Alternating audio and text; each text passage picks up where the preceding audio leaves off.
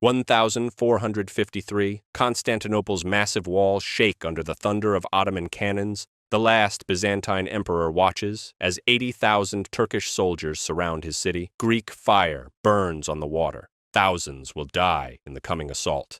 It's one of the most defining sieges in European history. But let's change one thing. High above the ancient walls, hidden in the pre-dawn darkness, is something no one understands. A modern military drone swarm. 12 Reaper drones equipped with Hellfire missiles dropped into a siege they were never designed for. So, what happens if the most advanced aerial death machines are unleashed during medieval warfare? Can they break an 80,000-man siege, or are they just flying targets against overwhelming numbers? So, what exactly just got dropped into 1453? Each drone carries 14 hours of flight time at 300 miles per hour cruising speed. That's 50 times faster than a medieval cavalry charge. Advanced infrared targeting systems that can lock onto heat signatures from 8 miles away. Satellite GPS guidance accurate to within 3 feet. Here's what they're carrying. Hellfire missiles. 100-pound warheads that can punch through tank armor from 5 miles out. 20-millimeter Gatling cannons. 4,000 rounds per minute with armor-piercing shells, advanced surveillance pods, real-time video transmission and target designation for precision strikes, radar systems that can track 256 targets simultaneously across 30 square miles, silent approach capability, undetectable until weapons release.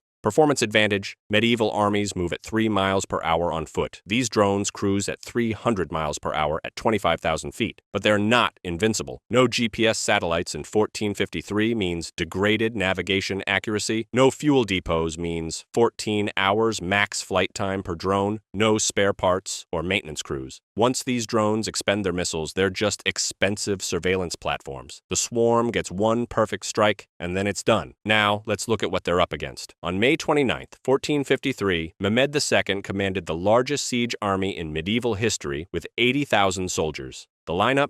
12,000 Janissary elite infantry, 50 massive siege cannons, and the world's first naval blockade using 126 ships. The Great Bombard was impressive for its time, but still required 400 oxen to move and fired once every 3 hours. Ottoman archers were even more limited with 300-yard maximum range. Compare that to a Hellfire's 5-mile strike radius. These forces had no air defense systems. Everything was done manually, from loading cannons to spotting enemies. If they wanted to hit aerial targets, they had to use arrows and hope for lucky shots at close range. Their strategy relied on overwhelming numbers and siege engines, not technology. And back then, it worked because no one was ready for it. But this time, someone is. First, wave targets. 50 siege cannons positioned along the Theodosian wall. The drone swarm splits formation just as Ottoman gunners prepare the morning bombardment. Infrared targeting locks on. Within moments, 12 Hellfire missiles streak downward, all from over 4 miles up. The Ottomans don't see them. They don't even know they're there. Then, impact. Supersonic warheads streak through morning fog. 1 second, 50 massive cannons lined up for assault. The next, 12 artillery positions vanish in simultaneous explosions. No warning, no return fire. Panic sets in. Ottoman engineers scramble from burning siege works. Janissaries point skyward, trying to spot invisible attackers. Nobody knows where the attack came from. The drones circle at 20,000 feet and strike again. By the time Mehmed's commanders figure out something's wrong, half their artillery is already gone. They've never seen anything like this. And the scariest part? They still haven't even seen the drones yet. Second wave incoming, another 30 siege engines advancing toward the walls. But this time, the surprise is gone.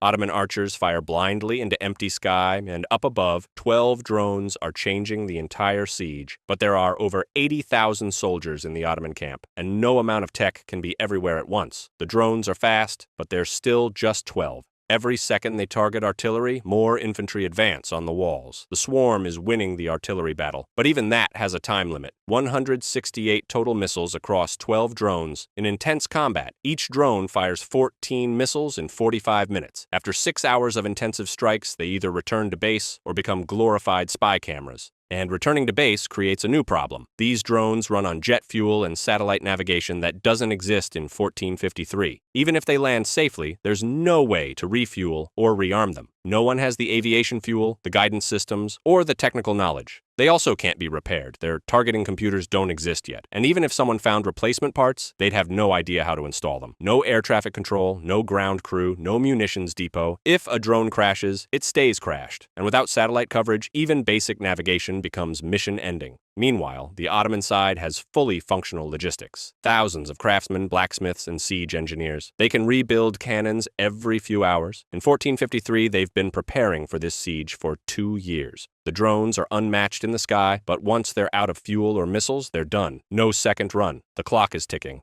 So the question is, can they actually break the siege? Well, the siege of Constantinople wasn't just about cannons. It was a coordinated assault involving naval blockade, tunnel warfare, and massive infantry charges. In the real 1453 battle, 4,000 defenders died, and the Byzantine Empire ended forever. Could 12 drones change that? Yes, but not completely. The swarm dominates the artillery battle, but even that has limits. If they perform flawlessly, they might destroy 80% of Ottoman siege engines. That's 168 precision strikes. Realistically, 40 to 50 major targets could be eliminated, but that's it. Enough to cripple the siege engines, not enough to rout 80,000 men. That alone could save thousands of Byzantine lives, especially if the drones focus on command tents and supply depots. But they can't stop the naval blockade. There are too many ships, too many infantry, too many siege tunnels. Even a flawless drone mission can't be in 50 different places at once. Some Byzantine casualties will still happen.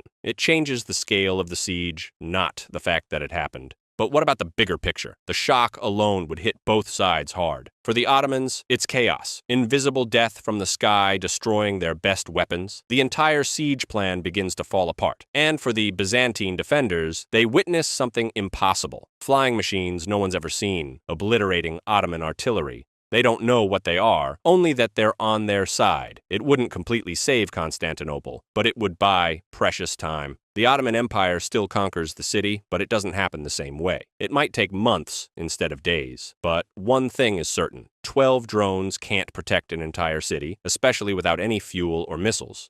Or what do you think? What happens when an Apache helicopter faces Roman legions? Watch the video on screen to find out. Thanks for watching.